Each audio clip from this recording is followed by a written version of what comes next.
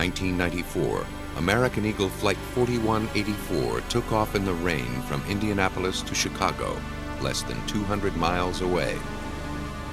As the twin-engine turboprop approached its destination, air traffic controllers told the crew to expect delays. A fierce storm was backing up traffic outside O'Hare International Airport. The plane was put in a holding pattern over a rural section of northeast Indiana. The pilots noticed some icing and activated equipment to crack it off the wings. They depended on the autopilot to keep the plane steady and to maintain altitude. Attendants tried to reassure passengers that they would make their connections. All the other flights were delayed too. One of the busiest airports in the world was at a total standstill. In an announcement reconstructed from transcripts, the captain tried to reassure the restless passengers. Well, folks, once again, this is the captain. I do regret to inform you that air traffic control is saying at this point another 13 minutes. We'll be sure to keep you updated. I do apologize. The plane had been holding for more than 30 minutes. Because of the storm, some passengers had debated whether to board the flight. Now they grew increasingly anxious. Finally, the transcripts indicated that controllers cleared Flight 4184 to begin landing procedures. Eagle Flight 184, descend and maintain 8,000. And down to 8,000, Eagle Flight 184. Eagle Flight 184, should be about 10 minutes until you're cleared in. Thank you. It was the last communication Flight 4184 would have with controllers. As the plane began its descent, something went terribly wrong. Instead of leveling off at 8,000 feet, the plane continued to descend, picking up speed. It plummeted through 7,000 feet, 6,000 feet, 5,000 feet. At 4,000 feet, it vanished from the radar screen. The aircraft plunged into a muddy soybean field in rural Indiana, shattering on impact. Fighting driving rain and freezing temperatures, rescue workers searched through the night for any sign of life from the 72 passengers and crew.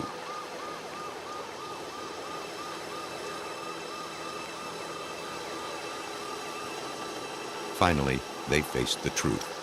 No one survived. When an airplane crashes in the United States, it's up to the National Transportation Safety Board, the NTSB, to determine what went wrong.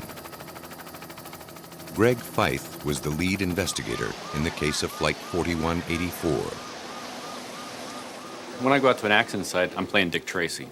My job is to go out and find all the evidence, all the clues that tell us what happened. The public demands answers and looks to the NTSB to provide them, fast. So agents are brought in quickly. They are often among the first to witness the devastation. It can be very overwhelming. I mean, it's an emotional thing, because when you're walking through all of this wreckage, you're seeing pictures, you're seeing teddy bears, you're seeing clothing of children and things like that. So you can't help but start to become emotionally attached. But as an investigator, in order for me to remain objective, you have to separate your emotion out of that, and you got to block it out so that you can do your job and do it effectively. And that's not always easy for us. As the sun rose the next morning, it revealed the true horror of the accident. Impact craters marred the once peaceful farm, transforming it to a field of death. The narrow country roads of Roselawn, Indiana, bustled with truckloads of rescue equipment and the clamor of news crews. A team of forensic aviation experts from the NTSB arrived. Their job was to create order from the growing chaos, so they could focus on the difficult task of figuring out what happened. Immediately what our investigator and the team will do is actually what we call document the four corners. We want to look for all of the wreckage. We want to make sure that both wings are there, the tail section is there, the engines are there. But the investigation was hampered by health risks. Fuel covered everything. The site was declared a biohazard. Only those in safety gear went in and out. Rescue workers and investigators teamed up to flag evidence and remains. They worked side by side, examining every piece. As soon as possible, parts of bodies were transported to the morgue to begin the difficult identification process. For us, the investigators, we're looking at physical evidence of the airplane, that is, the wreckage itself. For the coroner, who has to go out there and look for the bodies or the victims, they had as tough a time as we did because they didn't have whole people. They had fragments of people.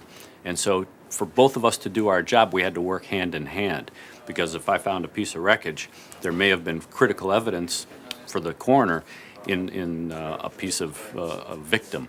And so we worked hand in hand when we were looking at all of this wreckage so that I could help him collect whatever evidence he needed to identify the people that were on that airplane. As bodies were identified, they were released for burial. Family members found solace in each other and in the chaplains and counselors who volunteered to help. But in the midst of family sorrow, investigators kept working. They scoured the soybean field for answers. To figure out how the plane broke up, they viewed the wreckage from above. They examined the scars in the earth created by the impact and the locations of the scattered pieces of airplane. The patterns can tell them if a piece broke off on impact or if it fell off during flight, causing the accident. What they found in the ruins of Flight 4184 was startling. Typically, when you have an airplane that's either come straight down or made an emergency type landing, you'll find the initial impact point and then wreckage in a V-tail or fan-shaped pattern. With this particular accident site, we had a very high-speed, high angle of attack impact into the ground, so we had a main impact crater, but we found the tail section in a very oddball place in relation to the main impact crater. That led to the team to think, how did that get there? And it was evident that it was an in-flight breakup, so the tail had come off before the airplane hit the ground. Now, investigators had a possible explanation. A structural failure may have caused the tail to break off in flight. But airplane tails don't just break off. Something must have triggered the failure. More evidence needed to be examined. More data gathered. The weather that night provided the first clue. The conditions were ideal for icing. To many, the freezing rain in which the plane was flying could have been a major factor. But it seemed unlikely that icing on the wings could cause the tail to fracture. The only way to determine what really happened would be to look inside the plane's black box. A black box is actually two boxes, and they're not black, they're orange, making them easier to find. One contains a record of the plane's mechanical workings. It's called the flight data recorder. The other is the cockpit voice recorder. Basically a crash-proof tape recorder, it contains an account of everything the pilots say. It also picks up alarms, engine noise, and perhaps the horrifying sound of impact. Within hours, the boxes were whisked away to NTSB headquarters in Washington, D.C. There, technicians prepared them for analysis. Sometimes black boxes provide instant answers. Other times, they only deepen the mystery. As investigators prepared the playback equipment, they also prepared themselves. They'd be the first to hear what the pilots said as they faced death head-on.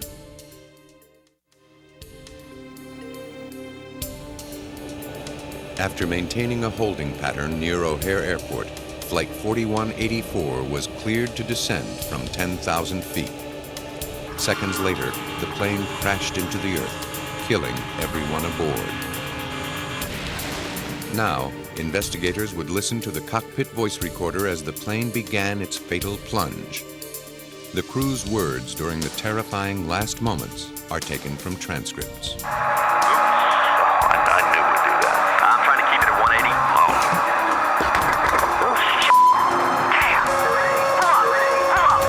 All right. Okay, just mellow out. Okay.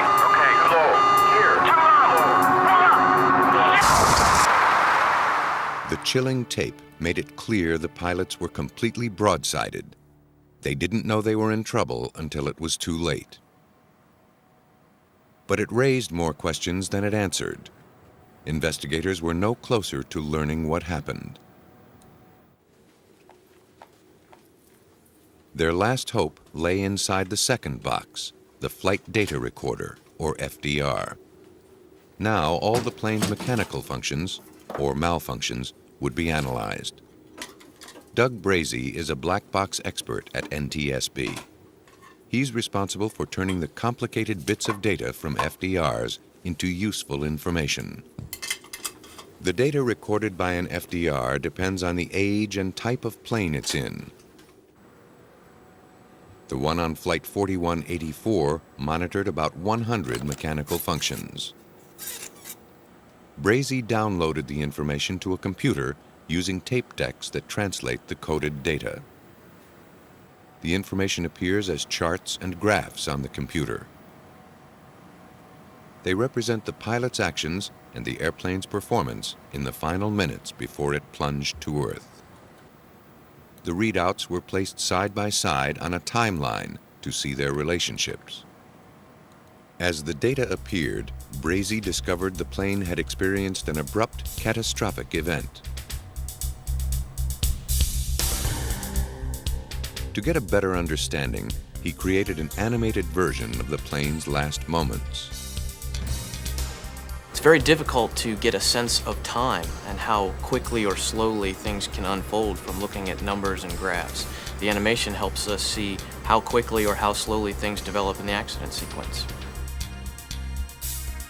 The animation combines all the plane's functions just before it fell into a visual model that investigators can study. It began as the plane started its descent from 10,000 feet. Without warning, the autopilot disengaged. The ailerons, flaps on the wings that control flight, suddenly flipped. The plane rolled violently to the right. The pilots grabbed the controls and struggled to level out, but the speed of the roll was too great. It yanked the controls out of their hands and the nose dived toward Earth. As they burst through the clouds, the ground filled their windshield, rushing toward them at 400 miles per hour. Futilely, the pilots pulled back on the controls to bring up the nose.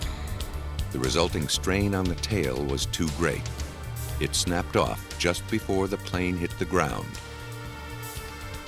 The animation made the sequence of events tragically clear. The airplane was in flight. When the airplane rolled, it initially rolled to approximately 77 degrees the first time, and the nose started to pitch down. The first officer was able to recover it slightly, and as he tried to pull the nose back up, the airplane then rolled again completely through 360 degrees. The nose pitched down, and the roll continued another approximately 140 degrees until the first officer was able to get the roll stopped. But because of the very steep attitude that the airplane was in, and as he tried to pull out, he had a lot of aerodynamic force on the tail section of the airplane because he was pulling extreme. He was actually moving these flight control surfaces to their maximum. High aerodynamic loads, this part of the airplane literally came off, and the airplane then basically went over on its nose, striking the ground and then fragmenting. And as it fragmented, this part of the aircraft ended up getting slingshotted to the furthest point in the wreckage area. It was now evident that the crash wasn't caused by the tail breaking off in flight. That left icing as the probable cause. But Brazee knew icing would normally show up on the screen as a slow, steady buildup, not a sudden cataclysm. What could have overpowered the plane so quickly and sent it careening to Earth?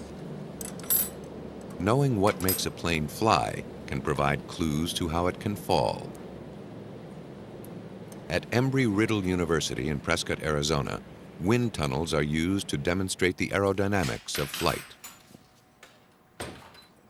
Here, the invisible forces of wind are made to glow, unveiling the basic principle of flight. The faster that air moves over a surface, the less pressure it exerts. The slower moving air underneath pushes upward, causing the surface to lift. Aerospace engineer Richard Felton demonstrates the principle with a simple experiment. Let me demonstrate with a sheet of paper, if I might. I'm going to blow over the top of this surface of paper, so I'm not going to create anything below. There's no magic here at all, okay?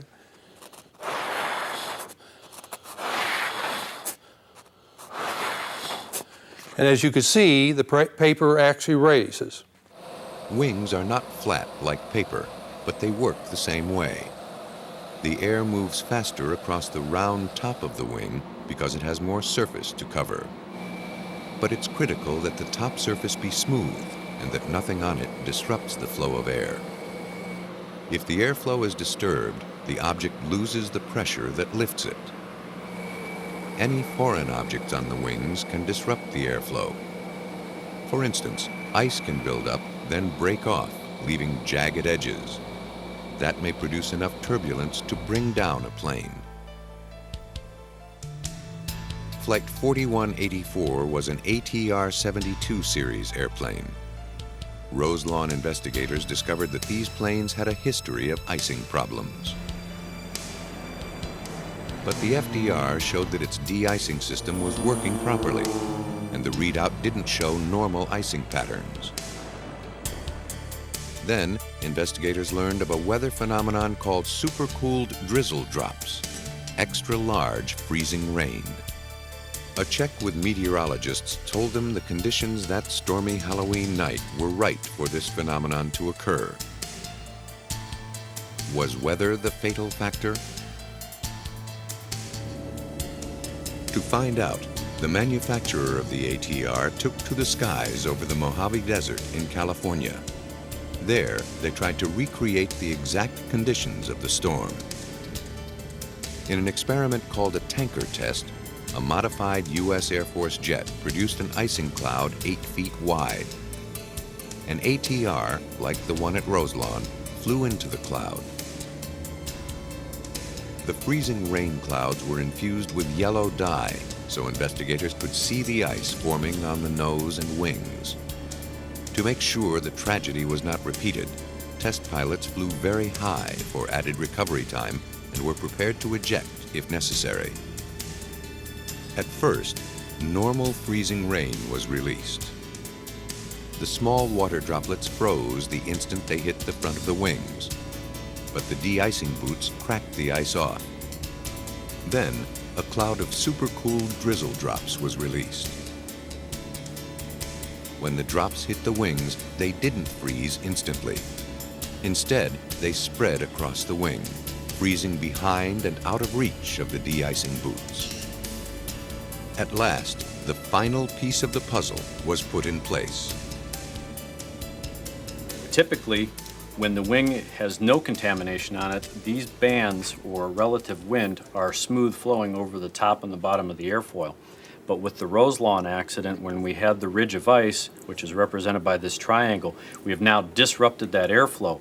As the airflow then reattached or came back across the very top of the wing, it got very turbulent as it came off the trailing edge, which is represented by this area right here. That turbulence was right over the top of the ailerons.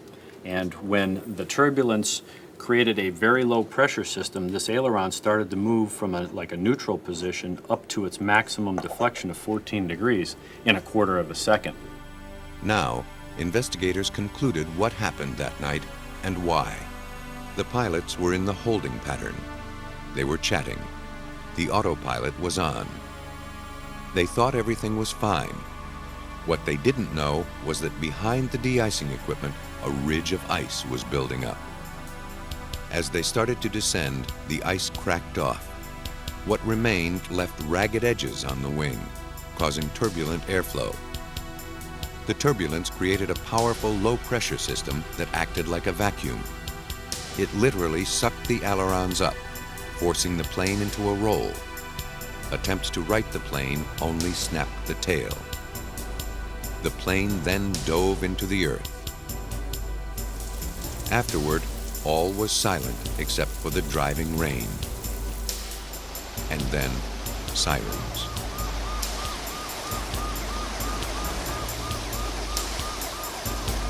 The crater in a soybean field in Roselawn, Indiana, is a scar that can never be healed. But by solving the accident, investigators had done all they could. After the investigation, the ATR's de-icing system was redesigned, extending farther back on the wing, and ATR pilots are now trained for icing conditions.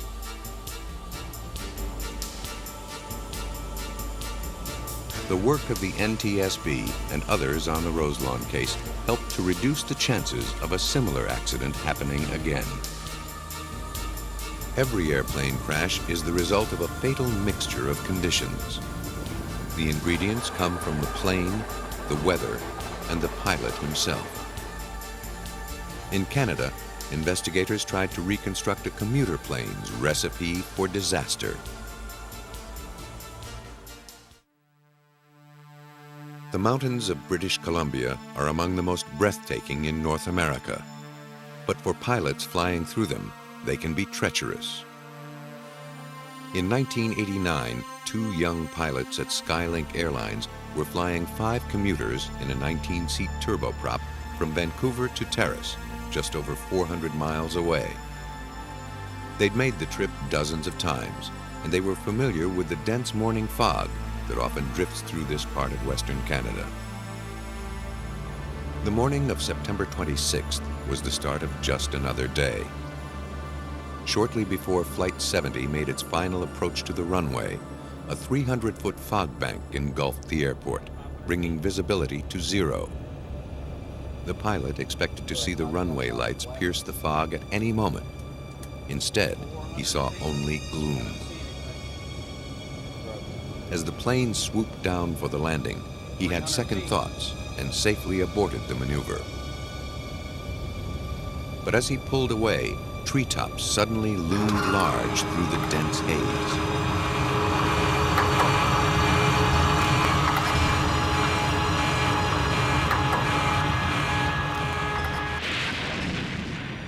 The airplane plowed through the branches, rolled, and burst into flames. The pilots and passengers were killed on impact. Investigators from the Transportation Safety Board of Canada were assigned the horrible task of making sense of the tangled wreckage. Trees had cracked and fallen onto the fuselage. One of the wings had sheared off. The cabin was crushed. The cockpit was peeled open, exposing a snarled mass of wires, cables, and circuitry. The force had twisted and snapped off the propellers. It took days to find pieces of aircraft that hurtled into the forest. Reading the wreckage would take even longer. It's a forensic skill that requires intensive training. At Embry-Riddle University, would-be investigators gain experience by studying the remains of actual crashes reconstructed on the site. Director of Aerospace Safety, Bill Waldock, instructs his students in what to look for and how to find it. Well, just like in a crime scene, what I want the students to be able to do is to identify all of the things about this scene that are significant, to be able to find all of the parts, to be able to understand how those parts got where they were and what they mean, and then to be able to take that and put it into the rest of the story and literally fit all the pieces of the puzzle back together and come up with a clear picture of what happened to this aircraft and why it happened. According to Waldock, finding out what caused a crash is the first step to preventing another one. The main purpose we do investigations is to try to figure out what happened and why it happened, and once we've done that, then we can go change things and try to improve the rest of the system. It's an expensive way to learn, but usually it's one of the most impressive ways to learn, and we can get the point across pretty well that way. Every detail of the wrecks is painstakingly duplicated, right down to the flames. If a crash site is on fire, it's crucial to determine if the flames started in the air or on the ground. A plane that burns then crashes shows a different pattern than a plane that crashes then burns. A fire that ignites during flight generally burns hotter than a fire caused by impact because it's fanned by the rushing wind. According to Waldock, pre-impact fires leave a distinctive signature. One of the things that we look for in considering pre-impact fire versus post-impact fire is evidence that metal was hot when it hit the ground. And right in this area of the engine compartment on the left side, you see a little bit of feathered aluminum. To get that aluminum to broom straw or feather, that metal has to be up near its melting point. And right here we see a little bit of evidence that that process has occurred. That tells us that we had a pre-impact fire in this left engine compartment. Less than 7% of fires occur on impact. But when they do, they make the investigators' work much more difficult. When rescue crews put out the flames, the force of spraying water moves parts a considerable distance, and the fire itself can destroy valuable evidence. Fire will tend to get rid of our physical evidence. We're looking for example, fatigue in a metal structure. If the airplane caught on fire when it hit the ground, it'll tend to erase that evidence, tend to burn it away. And fire is one of the worst things we can do. At the crash site in Canada, fire was only the first of the many challenges investigators would face. Burn patterns showed that the fire was the result of the impact, not the cause of it. Lead investigator Roger Ayotte recalls the scene. The aircraft had crashed some 1,500 feet away from the airport, and the actual crash site itself was not particularly large. The airplane had hit the ground at fairly high speed, and the destruction was considerable. It certainly wasn't evident when we went onto the accident site what the problem had been. When we did start examining the wreckage, we realized that the aircraft, in fact, had impacted the ground inverted because the engine positions were switched on the ground. Ayotte and his team reasoned the fog may have played a role, but only a minor one. The pilots were too experienced, the collision too fast and furious, the devastation too complete. In the charred rubble, investigators located the flight's black boxes, still bolted to the tail. Their bright orange exteriors were camouflaged with soot. Perhaps the boxes would reveal what happened. They were flown to Transportation Safety Board headquarters in Ottawa for analysis.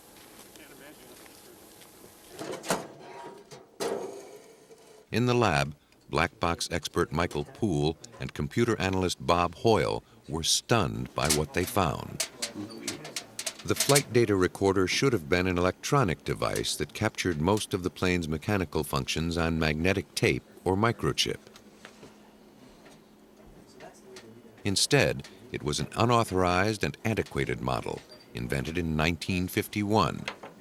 Its use had been prohibited in many countries. Rather than electronic circuitry, the box used a stylus to etch information onto a moving roll of foil.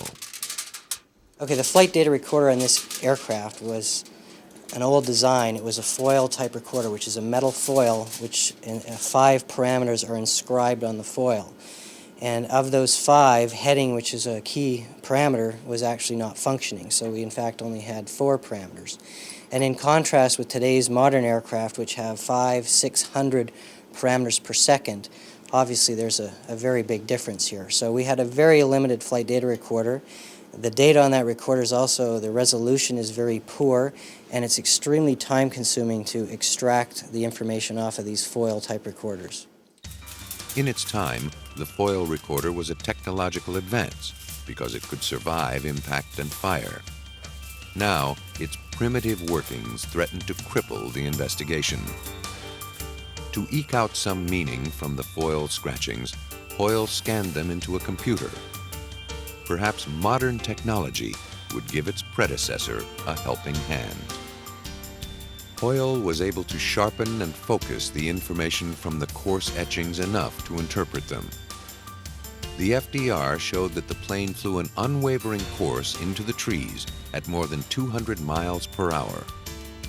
But one mark indicated something strange, a sudden burst of speed just before the plane struck. The information was incomplete and contradictory. Why would a plane, in the midst of an aborted landing, suddenly plunge into the ground? Poole and his colleagues turned to the cockpit voice recorder for an explanation. They found only more contradictions. The pilot told the co-pilot they were going to abort the landing, go around and try again. On the tape, in the background, the engines roared to full power. That was consistent with a climb. But it wasn't consistent with the disturbing final exchange between the pilot and co-pilot. Transcripts indicate the co-pilot began to warn that the plane was losing altitude. Descending. Okay. Descending. Well, when we first listened to the voice recorder, it was quite perplexing because the crew had initiated a missed approach. They were starting to do a go-around. We could hear engine power coming up. They were asking for gear up. They were asking for flaps up. They were starting to climb out, and for some reason the airplane transitioned from a climb out to a descent and crashed very quickly. So this was quite puzzling, and that was really where we started to focus. Why was this airplane, which should have been able to fly out, shouldn't have been a big problem, transitioning from an ascent to a descent and hitting the ground? The black boxes yielded only vague clues. They held none of the hard data Poole had come to expect from them. He relayed the bad news to fellow investigators. The gaps left by the primitive data recorder would have to be filled in manually. A team of nearly a dozen forensic aviation specialists would have to engage in hardcore, old-fashioned detective work. Fortunately, they had an arsenal of sophisticated tools to help them. The first step was to determine if the damaged engine was the cause of the crash or the result of it. For that, investigators depended on engineering services specialist John Garstang. As part of the crash site investigation, we saw that the right engine was extensively damaged and disintegrated. In order to understand this damage, whether it occurred in flight or it occurred in the ground as a result of ground impact, we had to know how the aircraft broke up. That's where we used tree information together with the attitude that it hit the ground to determine the breakup sequence. Garstang specializes in coaxing clues from places investigators can't go, like the tops of the trees. He mounted a stereoscopic camera on a helicopter and shot 3D photos of the damaged trees. He used these photos to determine the angle at which the plane struck the forest. This is the crash site. The red dots are pieces of wreckage. The aircraft initially descended through the forest, starting here. All the black dots are trees that have been damaged, most of which had been cut by the aircraft. He then created a model showing the path of the plane as it plowed through the trees. It showed the plane was level as it clipped the treetops. Both engines must have been in place, keeping the plane balanced. The roll didn't occur until after it hit the trees. Garstang concluded the engines were attached on impact. Now he had to see if they were working properly. Erratic moves in the final flight path of the plane might hint at an engine problem. But because the FDR didn't have the data Garstang needed, he had to devise a clever way to reconstruct the plane's movements. He made a map showing the locations of witnesses when they heard the plane. We used the location of witnesses on the ground, and through triangulating from where they are to where they either saw the aircraft or heard it, we were able to determine that the general flight path was in an arc like this that approached towards the airport in this direction, and then ultimately the plane crashed over here. Witnesses determined the flight showed no sign of trouble, and they provided Garstang with other useful information. Initially, we heard that the witnesses heard noises or sounds like a wowing change in pitch that made us wonder whether there was possibly an engine problem or a propeller problem. And at the crash site, we were missing pieces, and there's an extensive damage done to the right engine that initially led us to try and focus in that area to see if that was an area of concern. Engine trouble is often the cause of small plane crashes. To see if it was behind this accident, Chief Analyst Bill Taylor dissected the battered engines.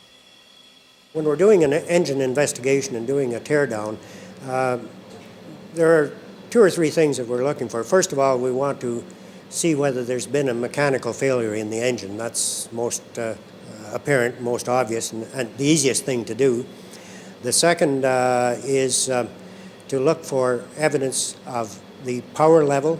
That's very helpful in an accident investigation to discover whether the engine was producing full power. It may be running, but running at low level, at idle, as you might say. It gives an indication, again, of what was available to the crew at that time. If the engine was at full power when it crashed, it would bear the scars of its moving parts as they struck the engine body. Deep markings indicated the engines were at high power. The large amount of dirt and debris sucked into it on impact confirmed that finding.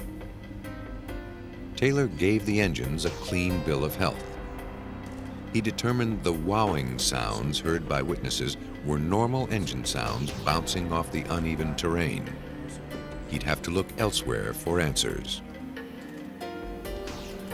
He checked the landing gear. It too was working. It was nearly retracted at the time of the crash, consistent with the procedure for an aborted landing.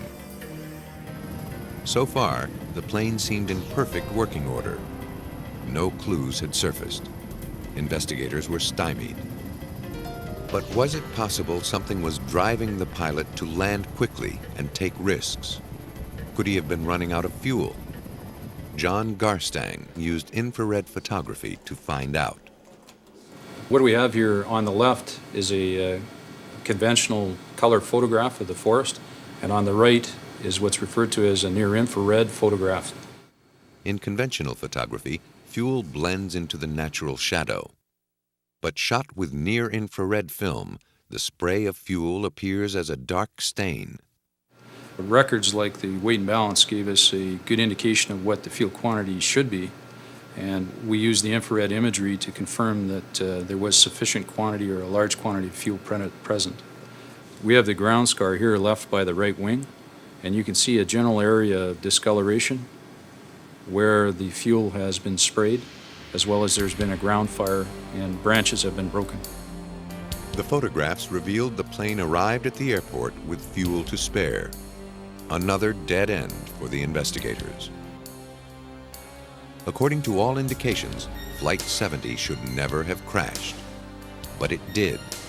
And until investigators figured out why, the tragedy could recur. The nagging question remained. After aborting the landing, why would the pilot start to climb and then dive into the earth? Engineer Jim Foots checked the accuracy of the aircraft's instruments. Perhaps they were lying. Well, we look at the instruments, and which leads to looking at the dial faces and in the internal mechanisms of the instruments, because again, not all FDRs record all parameters. So we can look at the instruments and at times get information from the dial face, such as pointer slaps, gear train damage, and they will tell us what that actual system was doing at impact. If the impact was severe enough, the pointer would slap against the dial face and leave a mark. Even if the pointer was lost, the telltale mark would remain. Most of the instruments were destroyed beyond recognition. Only the altimeter survived, and it showed the plane's altitude setting was right where it should have been. The pilot should have known how close to the ground he was. Once again, the solution remained elusive. But Foots had his suspicions. If the plane was going down, a warning system should have alerted the pilot. unless the warning system itself was faulty. He directed his attention to the warning lights. Light bulb filaments can tell a great deal about conditions at the moment a plane crashes. Well, we do light bulb analysis even if the aircraft does have an FDR or CVR.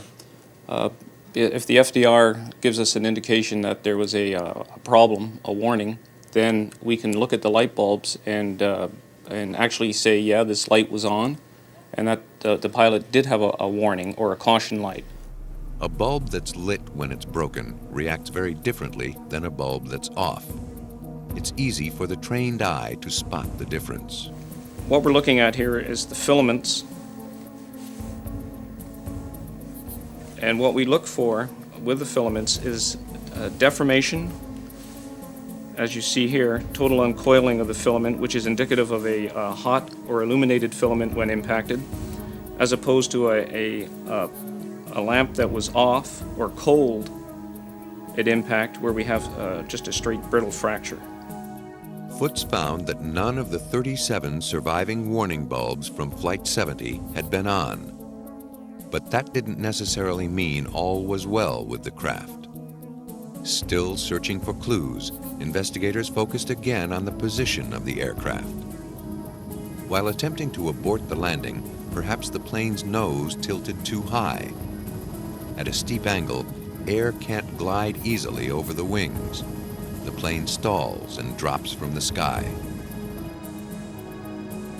In order to figure out if Flight 70 stalled, investigators would have to climb into the pilot's seat.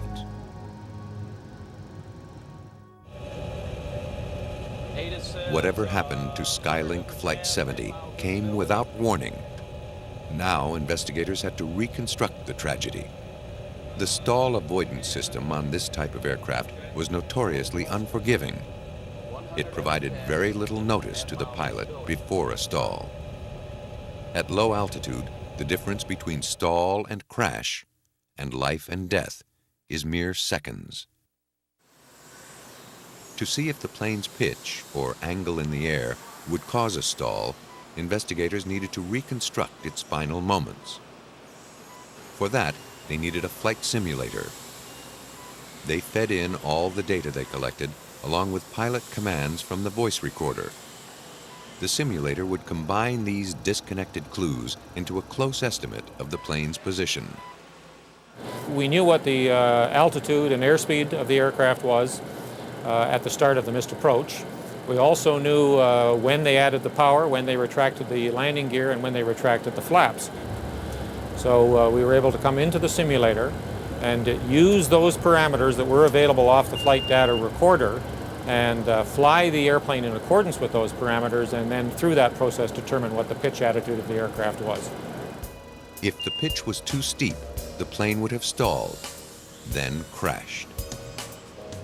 But that wasn't what happened. The simulator showed the plane's pitch was fine. Stalling and a faulty stall avoidance system were ruled out. After a tireless examination of the plane from nose to tail, investigators could finally rule out mechanical failure. They had only one more place to find answers, with the man in the cockpit. To determine if human error was at fault, Roger Ayotte needed to get inside the pilot's head. Once we had eliminated the possibility of mechanical malfunction of the aircraft, and that was probably a couple of months into the investigation, then we were able to focus all of our efforts on the operational and human performance sides of the accident. While one type of investigator searches for physical clues, another looks for psychological ones. Black box expert Mike Poole created a voice print, turning emotion into a picture. And human performance investigators Ron Coleman and Beth McCullough were brought in to study it. To explore what was going on in the minds of the pilots, they scrutinized their final words. Descending. Okay. Descending. So his first response First one's casual. is, Yes. Okay, no big deal, but... The second one's got a lot of anxiety in it. When the co-pilot alerted the pilot they were descending, The pilot answered calmly with a simple "okay." McCullough felt there was far more going on than the first playback led them to believe. But if you've got someone next to you who's obviously expressing concern and in a rather agitated voice, then you begin to wonder, and that might be your first question, is this captain being really calm about the situation, has it fully under control, or is he unaware of the gravity of the situation? Descending. Okay.